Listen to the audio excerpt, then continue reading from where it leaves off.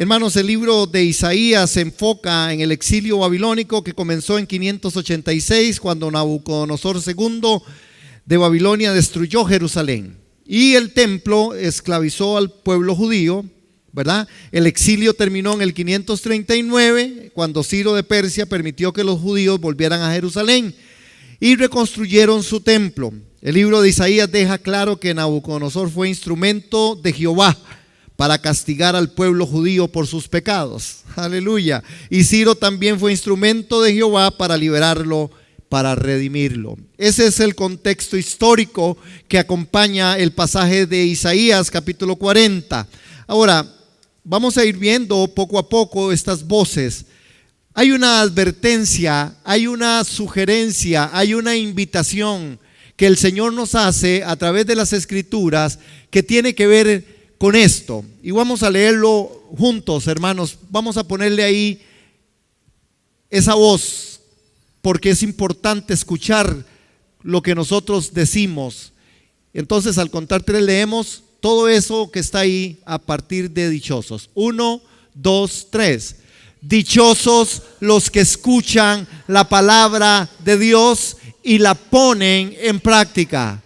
Lo que más interrumpe la vida espiritual son mis pensamientos. Pruebe esto que le estoy poniendo ahí. Hermanos, nosotros necesitamos saber que Dios dice: dichosos los que escuchan la palabra de Dios. Y no solo que escuchan la palabra de Dios, sino que la ponen en práctica. Dichosos son aquellos que escuchan y ponen en práctica el consejo de la palabra. ¿Qué es lo que más interrumpe la vida espiritual? Los pensamientos. Hermanos, es tan difícil y tan fuerte esto de los pensamientos que posiblemente nosotros somos capaces de desvirtuar muchas de las cosas aún que escuchamos, porque el prejuicio, porque estamos en un momento difícil, porque estamos en una circunstancia, porque estamos bajo algún efecto emocional que no nos deja escuchar la palabra de Dios. Y por eso es que la palabra no está siendo tan efectiva en la vida del creyente. Por ejemplo, ustedes han escuchado ese texto que dice que el corazón del hombre es engañoso. ¿Qué es lo que es engañoso? ¿Quién tiene un corazón engañoso? El hombre. ¿Quién tiene un corazón engañoso? Hermano, ¿sabe que la Biblia lo que está diciéndole a usted es que usted es un engañoso y un mentiroso? Pero nosotros no, ¿verdad que no lo percibimos así? Nosotros lo vemos diferente. Nosotros decimos: no, nosotros no somos ni engañosos ni mentirosos. ¿Por qué se me quedan tan serios, hermano? Ya me sentí como amenazado y todo aquí. Dije yo: ay, Señor. Eso es lo que la Biblia dice, que tu corazón es engañoso más que todas las cosas. ¿Quién lo conocerá? Pero nosotros, a través de nuestra mente, como interrumpimos mucho la vida espiritual, nosotros empezamos a compararnos y pensar que el que realmente tiene un corazón malo es aquel que mató a cuantos y no sé a quién. Es el que tiene el corazón malo es otro. Mi corazón es bueno. Ayer estuve en una cuestión de todo el día que se llamaba Conferencia de Líderes Internacionales, ¿verdad? Y el que estaba dictando la conferencia, que fue de las 9 de la mañana hasta las 5 de la tarde, vea que aguante, hermanos. Y yo decía: ¿qué va a hacer? Aquí hay que ponerle en la mente, porque todas esas horas era un coreano. Y entonces ese coreano contaba algo muy chistoso, me pareció muy chistoso, porque dice que ellos desde pequeños, todos los coreanos, independientemente, ¿verdad?, dice que siempre aprenden una canción. Y él decía: nosotros, entonces cuando nos decían que si nosotros sabíamos español, ¿verdad?, entonces decíamos que sí sabíamos español y tarareábamos una parte de la canción. Dice que él no sabía realmente el contexto de la canción hasta que tuvo la oportunidad, cuando ya fue grande, llegó al Señor, y él es el director para, creo que es América Latina y Centroamérica, de la misión que ellos representan, ¿verdad? Y entonces la canción dice, si ustedes me quieren oír en español, dice, yo les puedo hablar en español cantándoles esta canción. Entonces era muy curioso oír un coreano en su idioma y después cantar la canción que decía así: bésame, bésame mucho.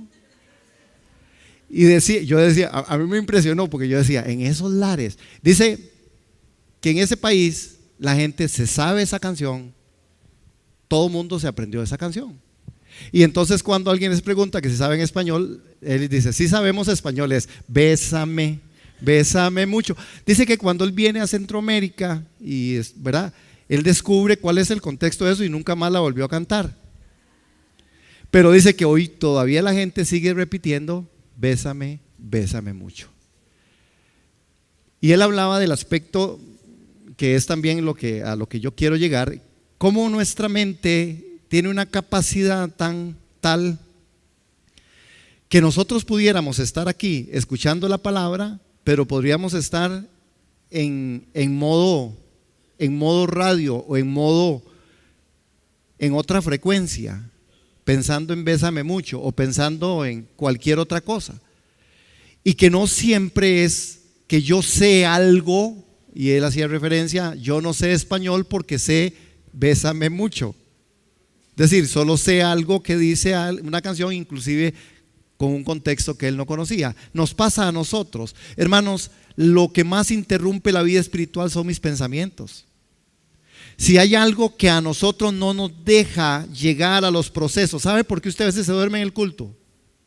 No, bueno, digo yo, para otros que se duermen en el culto, pero es porque su mente no está totalmente conectada y no está oxigenada de manera adecuada. Entonces, si usted se piensa dormir, respire duro, fuerte y dígale: Señor, toma control de mi mente y yo dedico este tiempo para los pensamientos con respecto a Dios. Hay gente que tiene dinámicas en medio de la iglesia o en medio de donde esté, según esto, para poder traer a concentración y para poder estar atento, pero están haciendo otras cosas que al final a usted no le ponen atención. Es probado científicamente. En el taller vamos a ver con respecto a eso, cuánta verdad hay que las mujeres pueden estar en 2 o en 3 cosas y que cuánto el hombre pudiera solo estar en una, para ver si eso es un mito, para ver si eso, qué dice la escritura, qué dice la Biblia con respecto a esas cosas. La Biblia a nosotros nos habla. Por eso hoy, al escuchar nosotros, dichosos los que escuchan la palabra de Dios. Hermanos, Dios nos está viendo y Dios interpreta y nos interpreta de manera adecuada. En el tiempo que tuvimos de oración en la mañana, yo les decía las 4 formas en que Dios responde. ¿Por qué? Porque Dios nos conoce.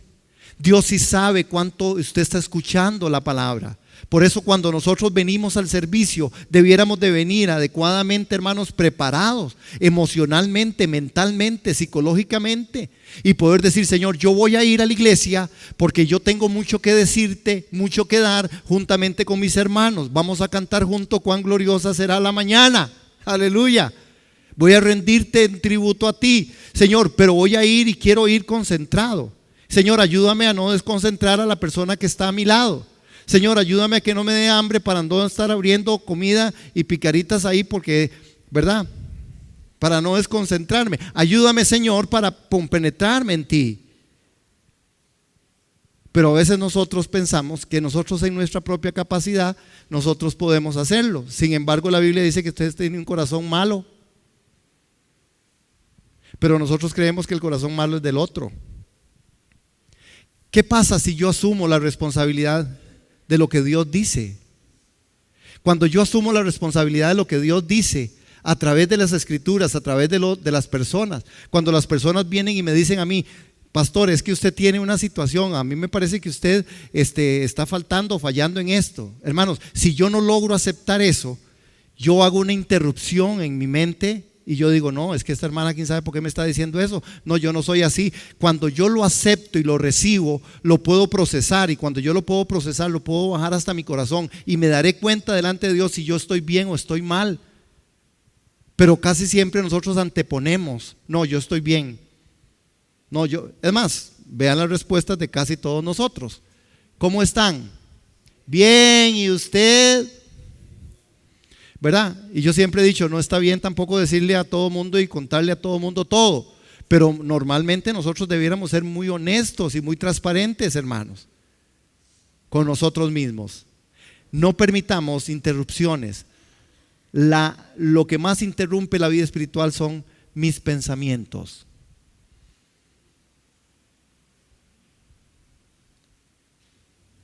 Vamos a ir a la primera palabra, a la primera voz de Dios, voz de consuelo. Vamos a ir a Isaías 40. Vean qué dice 41 y 2. ¿Estamos ahí? Porque es importante escuchar la voz de Dios. Es importante escuchar la palabra de Dios y la voz de Dios, porque ahí es donde nosotros tenemos la dirección. El único que sabe la verdad es Dios. El único que habla verdad es Dios. Amén. Nosotros necesitamos por eso escuchar la palabra que dice: consolaos, consolaos, pueblo mío, dice vuestro Dios, hablad al corazón de Jerusalén y decidle a voces que su tiempo es ya cumplido, que su pecado es perdonado, que doble ha recibido de la mano de Jehová por todos sus pecados. Hermanos, esta escritura a nosotros nos empieza a hablar de una voz de consuelo y nos dice consolaos, y es la palabra Naham, que se encuentra a menudo en todo el Antiguo Testamento, básicamente con dos significados. Esta palabra consolaos, que es en el verbo de Naham, N-A-H-A-M, que implica que primero es el arrepentimiento, con el Señor arrepintiéndose de haber creado a la parte humana. Cuando el Señor dice, me arrepiento de haber creado a la raza humana, está hablando de esta palabra Naham. Y la segunda es de consolación para los que pasan por pesadumbre o aflicción, como en el versículo. En este versículo el Señor les está diciendo, yo voy a consolarlos. ¿A quién va a consolar? Vea el verso 1, amados. Él va a consolar ¿a quién? Al pueblo de Él. Es importante, hermanos, usted necesita consuelo, Él va a dar consuelo, pero Él le va a dar consuelo al pueblo de Él. Yo no quiero parecer ni grotesco ni mucho menos, porque la Escritura a nosotros nos anima y nos exhorta que oremos por las naciones y que oremos, ¿verdad?, por los que están en eminencia y que oremos por las autoridades. Sin embargo, ni las autoridades ni los que están en eminencia ni muchos pueblos tienen el corazón para Dios. Sin embargo, y con lo que voy a decir es lo que digo, no quiero parecer un poco grotesco, pero Él va a consolar a su pueblo. A veces nosotros oramos por situaciones adversas en los pueblos, pero lo que Dios va a trabajar en medio de esos pueblos es con los que son su pueblo. ¿Me doy a entender? ¿Por qué, hermanos? ¿Por qué? Porque Dios es justo.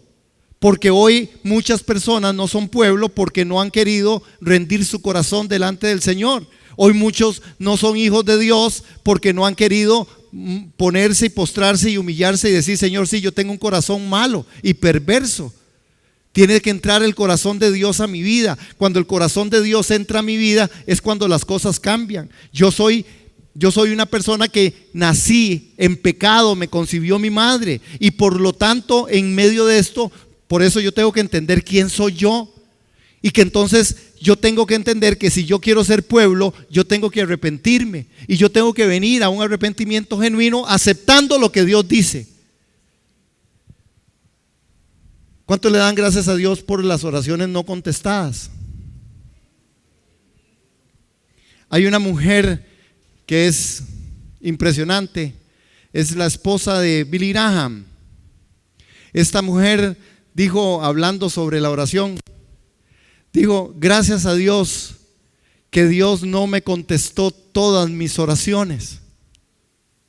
Gracias a Dios que Dios no me contestó todas mis oraciones, porque si me hubiera contestado todas mis oraciones, me hubiera casado 5 veces mal.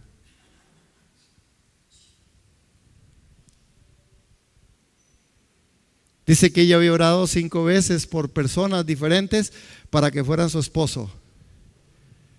Y dice, sí, por dicha Dios nunca me contestó, porque si no me hubiera casado muy mal. Pero nosotros damos gracias a Dios por eso. Nosotros a veces pensamos que qué dicha que Dios, que me resiento y me duelo porque Dios no me contesta. Dios siempre contesta. No siempre lo que usted y yo queremos. Pero el consuelo es para el pueblo. Dios ha escogido y ha hecho un pacto con el pueblo, comenzando desde Abraham, Isaac, Jacob y hermanos y todos los descendientes. Pero Dios ha castigado por sus pecados al pueblo que no le hace caso, porque Dios es también fuego consumidor.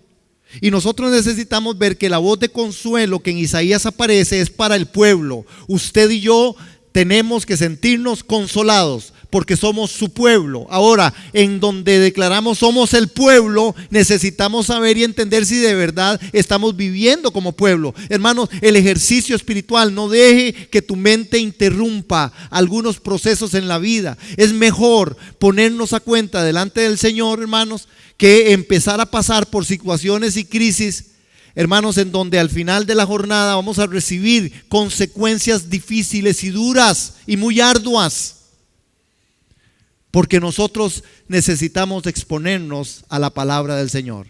Entonces, cuando la palabra del Señor nos habla, necesitamos creerla y confiarla. Es decir, hermanos, cuando nosotros vemos que necesitamos oír la voz de Dios, necesitamos oírla en esa voz de consuelo.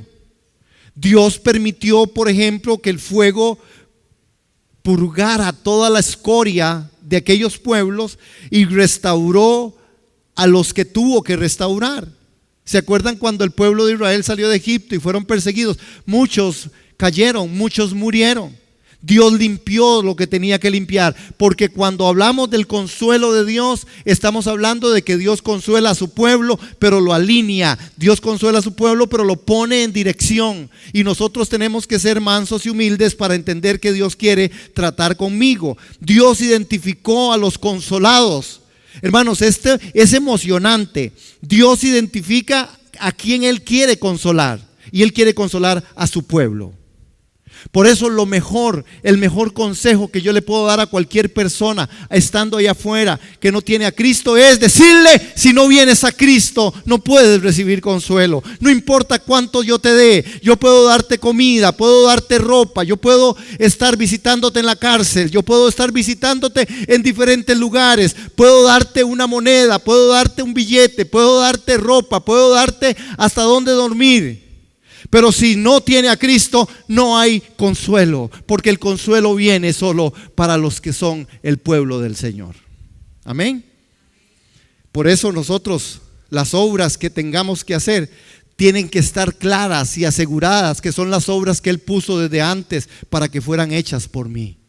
Yo no le estoy diciendo que no le dé al indigente, no le estoy diciendo que no le dé al pobre. Estoy diciéndole: si usted y yo le damos al indigente y le damos al pobre la moneda, la comida o el vestido, y no le damos a Cristo, esa persona solo tendrá algo, no lo tendrá todo, hermano. Porque cuando Cristo viene a la vida es cuando las diferencias empiezan a hacerse. Amén. Muy bien.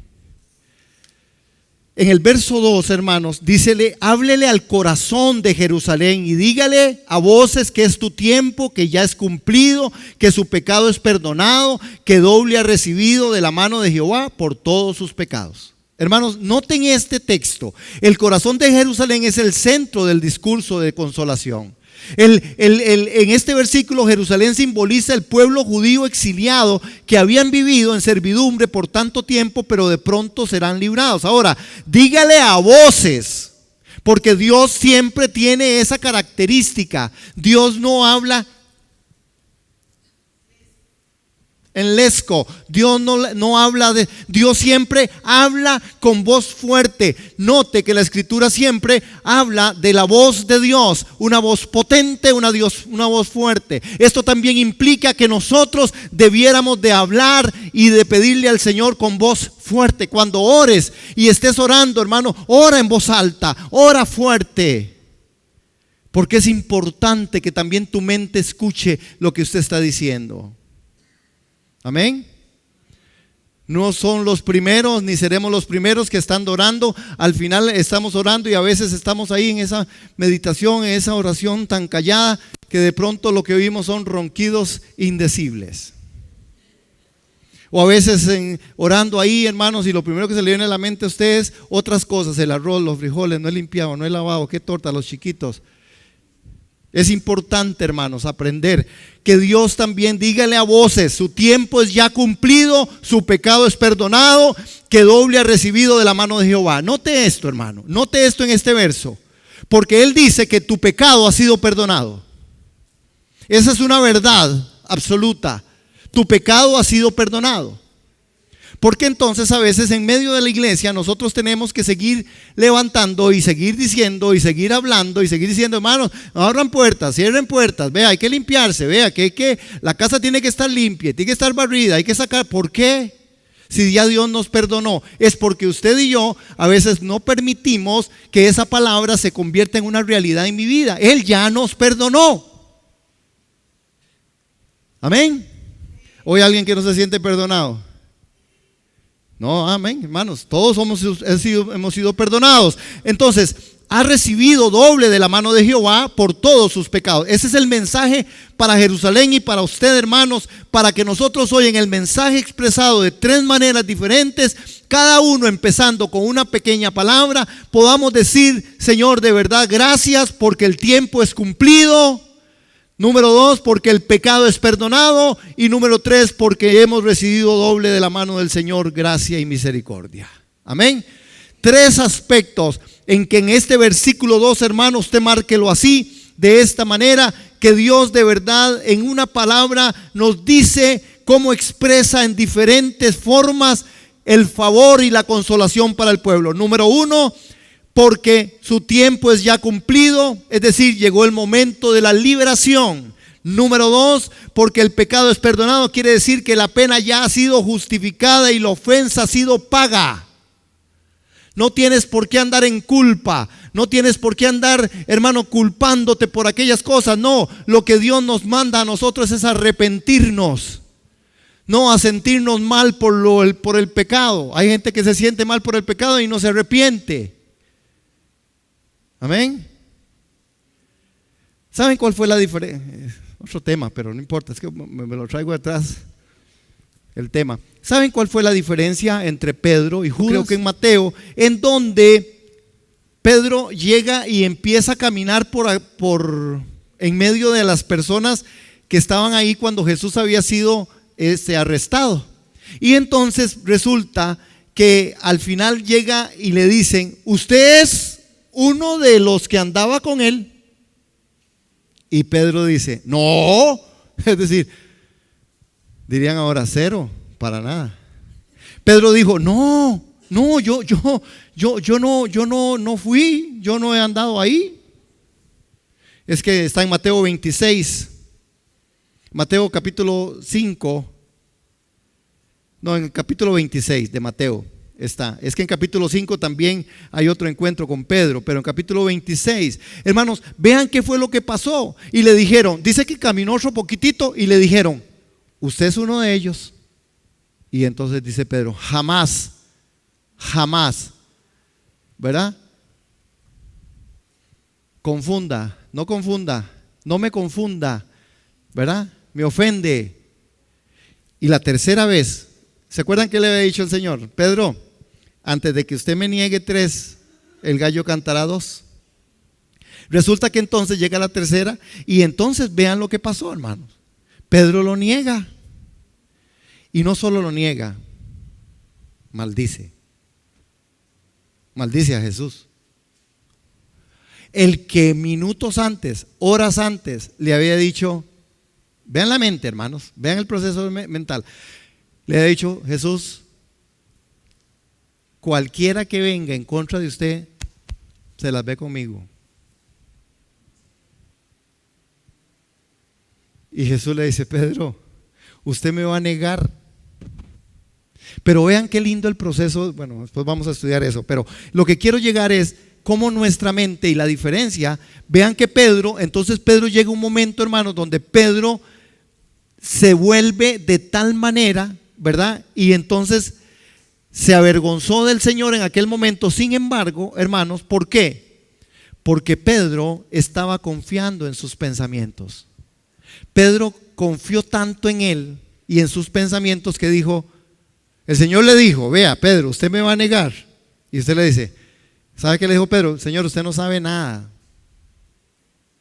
Yo nunca te voy a negar, más yo lo voy a defender. Dígame una cosa, no nos pasa así a nosotros.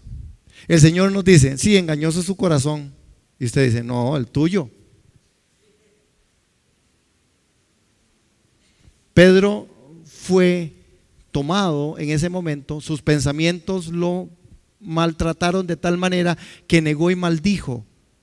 Sin embargo, vean cómo Pedro hace, hermanos. Pedro llegó e implementó algo extraordinario, porque Pedro entonces viene y se arrepiente y llora. Después, en capítulos anteriores, llora, se arrepiente y vuelve a Jesús. Pero ¿qué hizo Judas? Judas se arrepintió, hermanos. Se arrepintió de haber vendido al maestro. Está relatado. Él se arrepintió. ¿Pero de qué no se arrepintió? De los pensamientos que había levantado. Él dijo: he traicionado al maestro. Ese fue el pensamiento.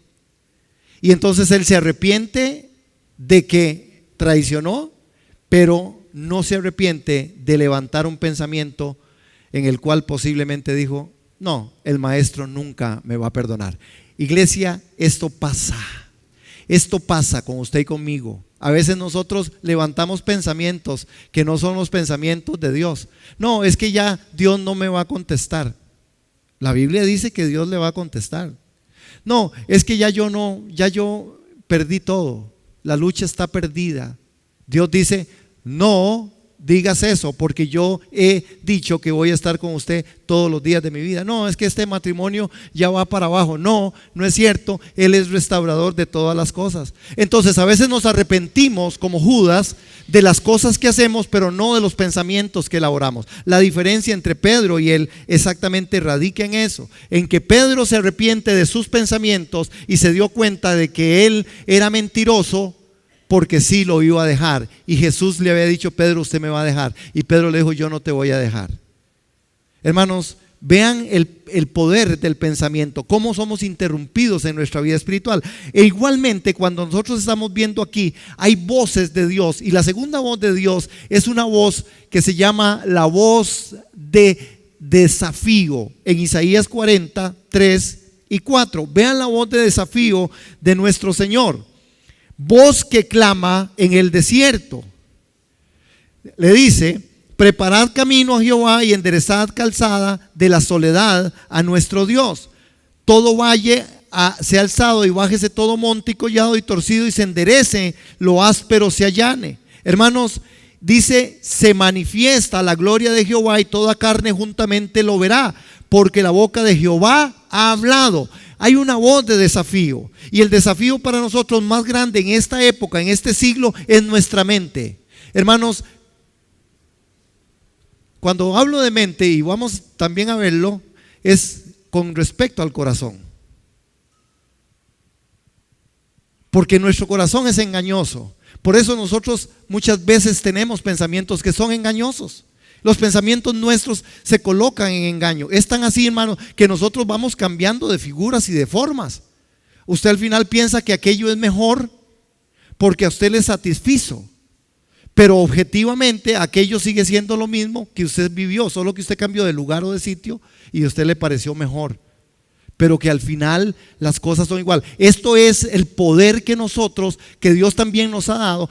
en nuestros pensamientos. Pero si nuestros pensamientos nosotros no los podemos llevar al lugar donde la palabra de Dios nos dice, nosotros vivimos en engaño, vivimos muy engañados.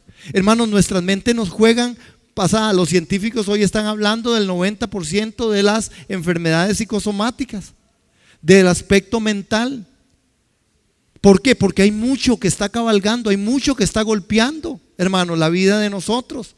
Nosotros tenemos un aceleramiento tal que posiblemente nosotros hacemos procesos infinitos en medio de nosotros con respecto a las cosas y dejamos de lado la palabra. Nos arrepentimos de las cosas que nosotros estamos haciendo, pero no de las cosas que estamos elaborando en pensamientos que son contrarios a la palabra.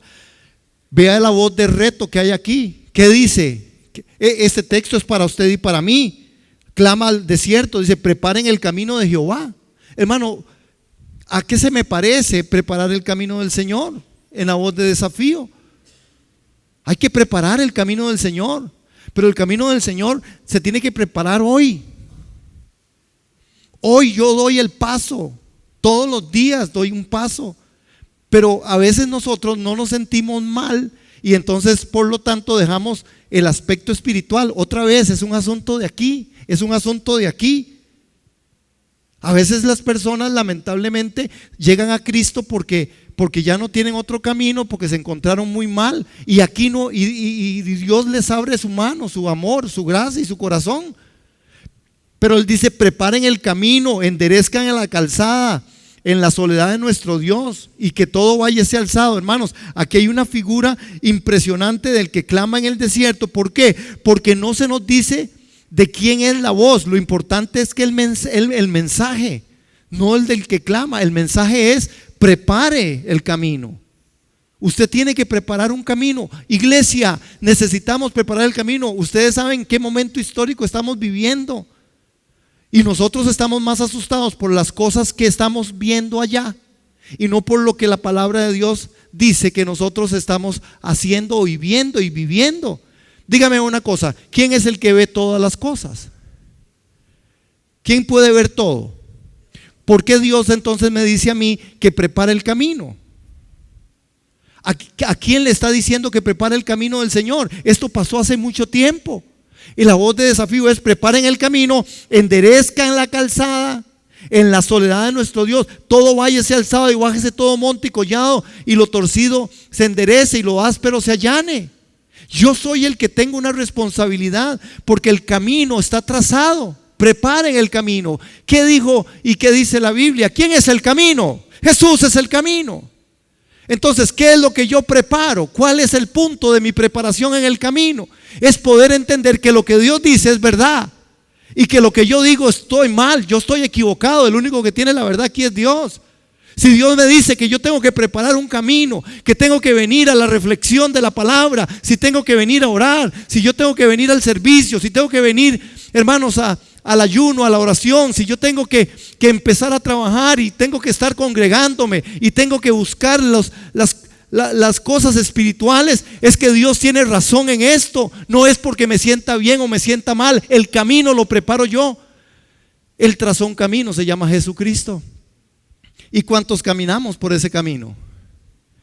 Él lo está viendo todo, yo no veo nada. Por cierto, ahora es que me hago así, ¿verdad? Hablando de ver, hermano, es que me hace mucha gracia porque cuando uno, ¿verdad?, usa anteojos, tiene que andar. ¿Se le han ensuciado los anteojos? Qué horrible que es, ¿verdad? Usted como que ve medio, no medio mal, ve todo como por un lado y por otro.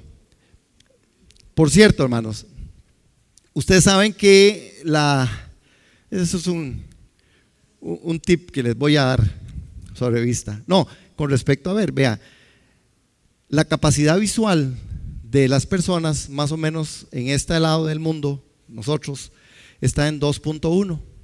Una persona que tenga 2.1, por eso usted cuando va, los que usamos anteojos, entonces es que usted tiene 1 y 1.5, ¿verdad?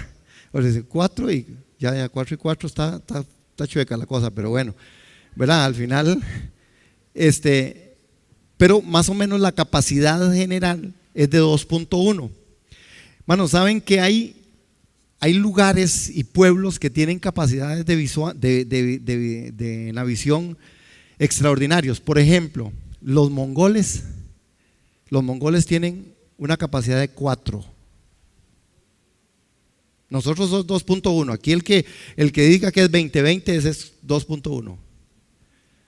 Los mongoles tienen una capacidad de ver 4. Es decir, que si yo me paro a la par y aquí estuviera un mongol y me dijera, allá viene alguien, y perdón, allá yo no veo hasta el ratito, que como cuando ya se acerca aquí, mira, así estaba, el mongol ya lo vio allá.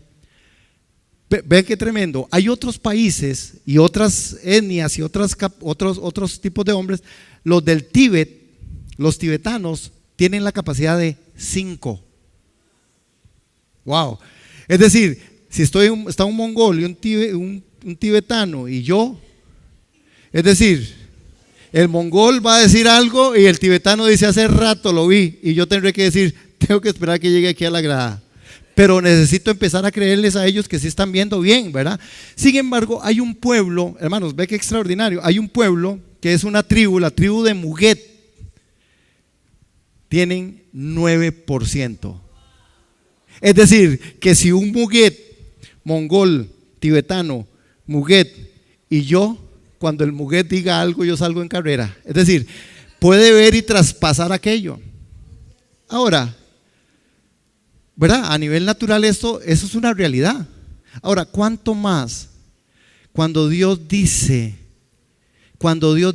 preparen el camino porque yo veo que pronto vengo, que la mañana gloriosa se acerca? ¿Cuántos creen que Dios, que es el Todopoderoso, puede ver más que el mongol, que el tibetano, que el Muguet y que yo? Mucho más. Por eso, preparen el camino. Hermanos, ¿qué implica también preparar el camino? Implica en medio de todos otros procesos, como él dice aquí, porque los valles van a ser alzados, se va a bajar el monte y el collado y lo torcido se va a enderezar, y se manifestará la gloria de Jehová, y toda carne juntamente la verá, porque la boca de Jehová ha hablado. Porque la boca de Jehová ha hablado, van a haber manifestaciones como las que hoy tuvimos en el servicio. Porque la boca de Jehová ha hablado es porque usted y yo nos sostenemos en la fe. Hermanos, nosotros, la fe que se nos dio, hermanos, es poderosa. Aún la fe como un grano de mostaza es mayor y más efectiva que las circunstancias que yo estoy viviendo. Pueden derrotarla. Yo puedo decirle a la montaña, quítese, porque la boca de Jehová ha hablado. Preparemos el camino del Señor. La tercera voz, hermanos, porque otra de las cosas, voy a brincarme esta, porque hay una voz de certidumbre. Vean capítulo 6, capítulo 40 de Isaías, versos 6 al 9. Voz que decía, da voces. Y yo respondí, ¿qué tengo que decir a voces? Oigan esto, hermanos. Que toda carne es hierba y toda la gloria como la flor del campo. La hierba se seca y la flor se marchita, porque el viento de Jehová sopló en ella. Ciertamente como hierba es el pueblo. Sécase la hierba, marchítase la flor, mas la palabra de Dios nuestro permanece para siempre.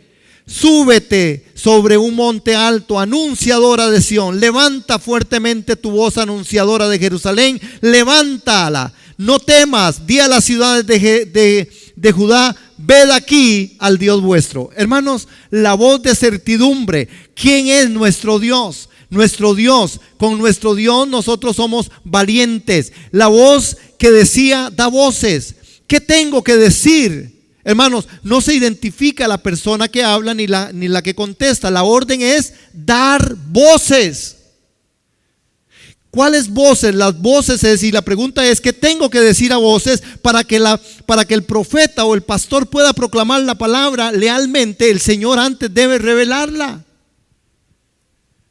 Por eso, la revelación del Espíritu, la revelación de Cristo en medio de nosotros debe ser algo que de verdad trascienda en medio de la iglesia. El punto y el tema aquí con respecto a esto, hermanos, es que usted y yo necesitamos hacer algo diferente. Nosotros necesitamos tener esa revelación del Espíritu, necesitamos tener la revelación de Cristo. Nosotros necesitamos entender qué es lo que las Escrituras a nosotros nos enseñan y nos están diciendo. ¿Qué es lo que tengo que dar a voces? ¿Cuál es el grito que tengo que poner? La voz que tengo que decir a voces es que toda carne es hierba. ¿Ven qué profecía? Toda carne es hierba. Es decir, noten en la secuencia, toda carne es hierba, toda carne es hierba y toda su gloria como la flor del campo. ¿Qué le va a pasar a la hierba? Toda carne es hierba. ¿Y qué le va a pasar a la hierba? Se seca. Usted no puede confiar en la hierba. Usted no puede confiar en su carne. Yo no puedo confiar en mi carne. Porque cuando yo empiezo a confiar en mi carne, se seca. Me seco, hermanos. Mis pensamientos muchas veces son elaborados. Por eso Dios está en contra de esto. Pero note que sigue diciendo. Entonces le dice también que la hierba se seca y la flor se marchita, porque el viento de Jehová sopló sobre ella. Es Dios quien va a secar la carne. Dios no va a componer tu carne ni la mía. Lo que Dios hace con la carne es matarla. Dios no va a componer el pecado. Lo que Dios hace con el pecado es destruirlo. Pero a veces nosotros empezamos en procesos, creemos que aquello que me afecta, que aquello que no está bien, que aquella adicción que está en mí puede ser llevada, y alguna gente aconseja, no, vaya ahí poco a poco, poco a poco, poco a poco. A mí alguien me preguntó un día, ¿qué se necesita para dejar de fumar? Y yo dije, lo único que usted necesita para dejar de fumar es dejar de fumar. Ah, qué sabiduría. Pero es la verdad. Pero normalmente los que son fumadores o fueron fumadores, normalmente empiezan a tratar de decir, vea, es que me fumaba un paquete, entonces me voy a fumar solo 10. Y después 5, y después 4, y después 3, después 2, después 1, y en ese 1 se quedan muchas veces por siempre. No funciona. Igual con el pecado. Él dice, el soplo del Señor va a hacerlo. La palabra es la que va a secar tu carne. Cuando nos sometamos a la Escritura y que lo que la Escritura diga cumplamos y lo vivamos, hermanos, nosotros vamos a tener cambios graduales, distintos, y nuestra mente empezará a adquirir otra forma y será la mente de Cristo, que es la que el apóstol anuncia, más ustedes tienen la mente de Cristo. Lo primero que de nosotros sale es jamás, error. Si la palabra lo dice, la palabra tiene la verdad. Por eso los ejercicios espirituales, orar, ayunar, buscar la palabra, amarnos unos a otros, perdonarnos, dar, hermanos, son imperativos de Dios y están escritos. Vean qué más dice, porque toda carne es hierba y toda la gloria como la flor del campo. Es una, en el aspecto, hermano, la oveja necesita comer y lo que come es hierba. Si aquí a ustedes no se le da buena hierba, usted se seca. Por eso es importante, pero las ovejas a veces no pesan esto. Las ovejas prefieren comer de cualquier pasto. Pero una oveja educada, una oveja bien trazada, una oveja que oye la voz del pastor, que el Señor es el pastor, porque si yo soy el pastor todo les faltará, pero Él es el pastor. Sin embargo, yo tengo el privilegio de ser pastor y quiero servirles, ¿verdad? Les amo, Dios lo sabe y ustedes también. Pero ustedes necesitan comer buena carne, buena hierba, porque si no se secan. Dentro de esto está hablándole a los pastores con respecto a que de verdad, hermanos, necesitan ustedes comer la hierba. Es decir, el clima seco, la hierba se secaba pronto y siendo mala comida para las ovejas. Un pastor buscaba hierba verde o hierba que tuviera alguna forma distinta. Por eso es que los pastores llevaban y caminaban por largos ratos y cuidaban todo el día y la noche a sus ovejas. Por eso David decía, no, pues yo cuando cuidaba las ovejas yo sabía cuando venía aquel oso. Yo creo que David tenía una visión 9, ¿verdad? Dice que él lo podía ver y percibir.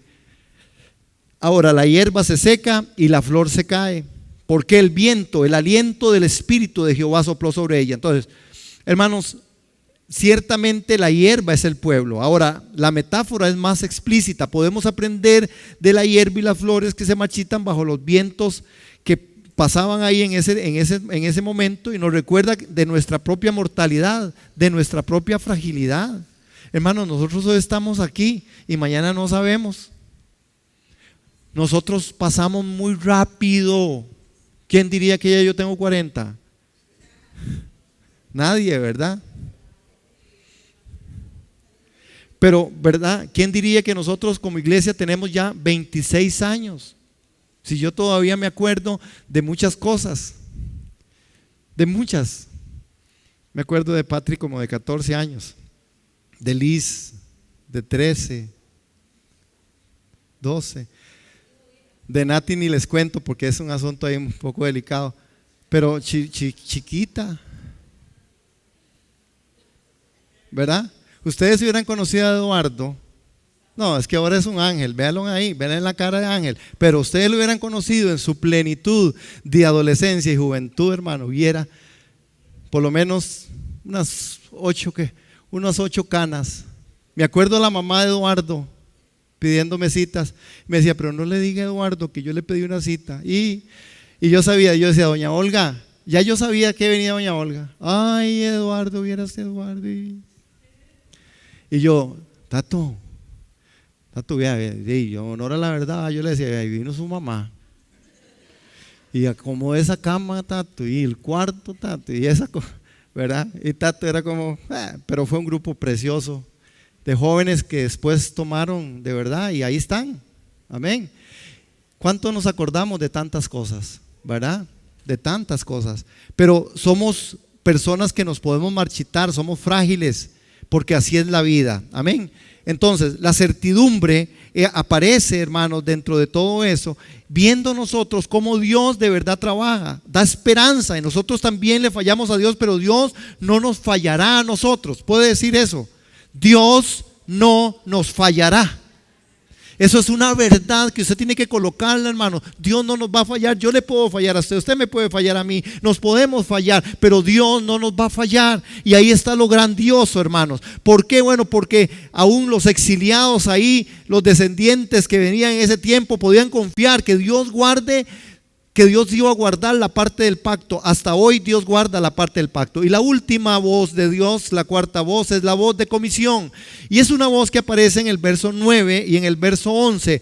Súbete sobre un monte alto y anunciadora de Sión, levanta fuertemente tu voz, anunciadora de Jerusalén, levántala, no temas, di a las ciudades de Judá, ven aquí al Dios nuestro. He aquí que Jehová el Señor vendrá con poder y su brazo señoreará. He aquí que su recompensa viene de él y su paga delante de su rostro. Como pastor apacentará su rebaño, en su brazo llevará a los corderos y en su seno los llevará. Pastoreará suavemente a las recién paridas. Hermanos, qué hermoso es esta voz de comisión, una voz que consuela, le dice, suba hacia el monte fuertemente. Hermanos, estamos en tiempos donde necesitamos levantar la voz que Dios levantó y poder decirle al mundo, Jesucristo es el Señor. Es tiempo de agarrarnos en familia de las manos y poder decir, vamos adelante, vamos a creer, vamos a confiar, vamos a tener nuestros espacios de devocional, vamos a orar, vamos a ayunar, vamos como iglesia a ayunar, vamos juntos a levantar una voz porque los perdidos van camino al infierno, porque hay necesidad de hablarle al compañero de trabajo, al compañero de universidad, porque es necesario el consejo a aquellos que están viviendo en caminos de perversidad. Es tiempo de decirle al mundo, Jesucristo es el Señor. Levantemos la voz y digámosle, Jesucristo es el Señor. No solo la voz, hermanos, que escucho, sino la voz de lo que escucho y vivo, porque la vivencia será realmente el mayor de los testimonios. Yo no puedo decirle a alguien que deje de hablar mal si yo ando hablando mal. Yo no le puedo decir a alguien que confía en Dios si yo no estoy confiando en el Señor. Pero bueno, él dice, suban al monte. Hay una urgencia en la proclamación. Anunciar debe moverse con cuidado para llevar a cabo una misión de proclamación. Es tiempo de proclamar, anunciar proclamar el mensaje con fuerza, gritándolo en voz alta, asegurándose que todos lo oigan, hermanos. Que todos lo oigan. Seguro uno con el tiempo se le van quitando como penas, ¿verdad? Y entonces ya uno a esta edad, de los 40 un poquito para allá, entonces ya como que uno... Y entonces el otro día yo entré a un lugar, a un banco, y no sé qué, y vi a alguien allá. Y entonces estratégicamente yo dije: hermano, bendiciones, Dios lo bendiga. Y entonces todo el mundo, por supuesto, todo el mundo volvió a ver al señor que está medio pandereteado. Y el hermano, por dicha que es como de un corte, una edad: oh, bendecido, qué bendición, pastor. Y ya todo el mundo supo que ya es pastor. Ya no podía saltar esa agencia. No, mentira. Proclamar, hermanos, que somos hijos del Rey, que somos hijos de Dios.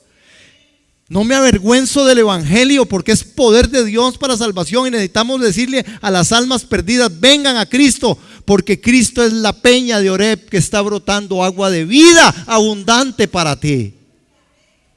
Cristo es el Señor, y la gente necesita a Cristo. Si quiere, déles pan; si quiere, déles comida y ropa. Qué bueno, qué bueno. Pero si no les damos a Cristo, esta gente se quedaron con la mitad o con menos de la mitad, porque Cristo es el todo. Levanta, no temas, dice, no hay por qué temer a la oposición. El Señor está a cargo, no hay por qué avergonzarnos. El Señor hará que lo que Él ha dicho, Él lo va a hacer, hermano. Después les cuento más de Pedro, pero ¿qué fue lo que pasó con Pedro?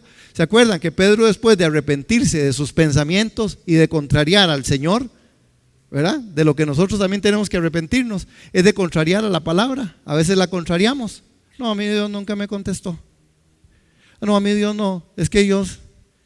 Y después Pedro hace una repetición, hermanos. ¿Se acuerdan cuando pasó al frente de la puerta de la ermita, de la iglesia, de esta iglesia? Y entonces le dijo a aquel hombre que le diera. Y Pedro, ¿qué le dijo? Vean: no tengo oro, no tengo plata, pero lo que tengo te doy. ¿Qué era lo que tenía? Ya el corazón, no era el corazón de Pedro, era el corazón de Dios en Pedro. Y le dijo: levántate y anda. Ahora Pedro ya no estaba usando sus pensamientos ni su corazón. Ahora Pedro usaba el corazón de Dios y los pensamientos de Dios. Los pensamientos de Dios son más profundos y poderosos. Amén. Igual que sus caminos. Ahora, el Señor Jehová vendrá con fortaleza y su brazo se enseñoreará, hermanos. Dice que estas dos frases paralelas enfatizan la fuerza con que viene Dios. El brazo es símbolo de fortaleza, es una imagen militar donde el Señor lucha una batalla y toma el control en su oposición. Hermano, que el Señor levante su mano poderosa sobre tu vida. Digan amén. Que el Señor levante su mano poderosa sobre su familia, sobre su trabajo, sobre su salud, sobre esta iglesia, sobre este país, hermanos, sobre las iglesias extendidas por toda la tierra que proclaman que Jesucristo es el Señor. Bendigamos. Yo cada vez que paso por cualquier iglesia y voy a cualquier iglesia, la bendigo. Porque al final, hermanos, nosotros necesitamos entender que necesitamos que la mano fuerte del Señor sea la que se levante en el nombre de Jesús sobre tu vida, sobre tu circunstancia. Eduardo, Mori, en el nombre de Jesús, la mano poderosa del Señor sea levantada sobre tu vida, sobre la vida de Erika, su familia, la del Chino, el Rebe, Valerizú, los jóvenes, de los ancianos, adultos mayores, de esta iglesia, de usted, hermano, de la situación. En el nombre de Jesús, sea la mano del Señor levantándose con poder y fuerza. Eso es verdad, Él lo cumple porque Él lo dijo y Dios no miente. Aleluya. Hermanos, las frases son paralelas y enfatizan esa fuerza. Gracias a esa parte del versículo podemos estar seguros de que el Señor viene y que viene con fuerza, hermano. El Señor viene, hermano. El Señor viene. El Señor viene. ¿Cuántos están seguros de que el Señor viene? El Señor viene. ¿Está seguro? El Señor viene. Y si no viene, usted se va. Cualquiera de las dos va a pasar. Estemos listos, preparados en el camino. Y termino, hermanos, Dice, como pastor apacentará su rebaño, en el 11. Cada una de las tres partes del versículo enfatiza el cuidado cariñoso de Dios por su pueblo. Como un pastor alimenta a sus ovejas, así Dios hará con su pueblo. Lo hará yacer en lugares de delicados pastos y junto a aguas de reposo los pastoreará. En el Salmo 23 dice eso. En su brazo cogerá los corderos y en su seno los llevará. Es decir, hermanos, el uso de la palabra brazo en el versículo 10, donde su brazo se enseñoreará, aquí es donde su brazo cogerá a los corderos. Es la ternura de nuestro Dios. Es un brazo fuerte que vendrá, hermanos, y que es capaz no solamente de golpear al inicuo, al enemigo, pero también es capaz de mostrar cariño y compasión. Nuestro Dios es un Dios poderoso, amén. Y Él tiene cuidado de mí, cuidado de mi familia, cuidado de mi vida, cuidado de la iglesia. El cuidado del Señor es una realidad. Él estará con nosotros todos los días hasta el fin del mundo. Dice que suavemente va a pastorear a las paridas. Es decir, la madre oveja se preocupa por su cordero y lo que quería y lo quiere tener cerca. Si el pastor lo recoge y lo lleva en sus brazos, la madre oveja sigue de cerca. No temerá por un cordero porque conoce al pastor, pero seguirá de cerca de todos modos. Este es el liderazgo más gentil que se puede ejercer en el pastoreo aquí: guiar a las ovejas por la senda de la justicia, en la verdad y en el amor.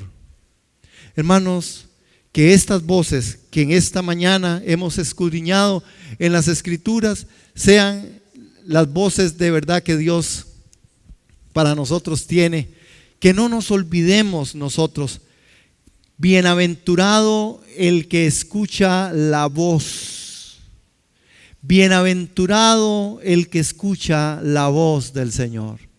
Somos dichosos, hermanos, de tener una Biblia. Somos dichosos de ser llamados hijos de Dios. Somos dichosos de ser llamado pueblo de Él.